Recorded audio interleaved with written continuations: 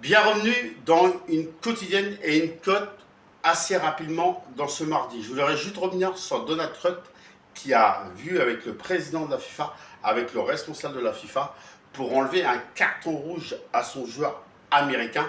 Bon, je sais que l'Amérique a été éliminée hier, mais je voudrais y revenir quand même. Est-ce que c'est logique d'après moi ou pas? Déjà d'une, je pense que Donald Trump, il n'a pas à intervenir. Moi, je pense que Donald Trump, il n'a pas à intervenir là-dessus, ça, parce que lui, c'est pas son rôle le football, c'est au rôle de la FIFA, le président de la FIFA. Et comme ils sont amis avec le président de la FIFA et Donald Trump, et c'est pour ça que le président de la FIFA, comme il est ami avec Donald Trump, il a pu enlever le carton rouge. Est-ce que je trouve ça logique? Moi, je vais vous dire que non, je trouve pas ça logique parce que ça devrait être pareil pour tout le monde, que ce soit qu'on soit amis ou qu'on s'aime bien. Moi, je trouve pas ça logique. Voilà, il doit pas avoir de préférence et de moment de faveur. Si vous voyez ce que je veux dire. Moi, je trouve pas ça logique.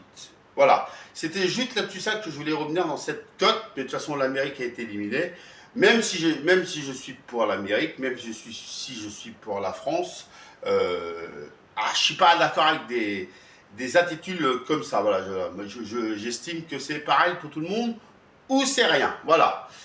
Allez, quand même, la France, maintenant l'Amérique a été éliminée. Comme je vous disais dans l'autre vidéo, c'est pas une déception parce que l'Amérique a fait un beau parcours, parce que l'Amérique a pas été éliminée face à n'importe qui, c'est quand même face à la Belgique. Et bravo aux Américains. Et en plus, on reçoit la compétition, l'Amérique, et je suis de tout cœur avec les Américains parce que je suis heureux d'être le président des Américains comme le président de la France. Et en tout cas, je voulais juste faire ce petit clin d'œil dans cette cote pour le parcours des Américains. Bien sûr, on s'intéressera à la France qui jouera à partir de jeudi.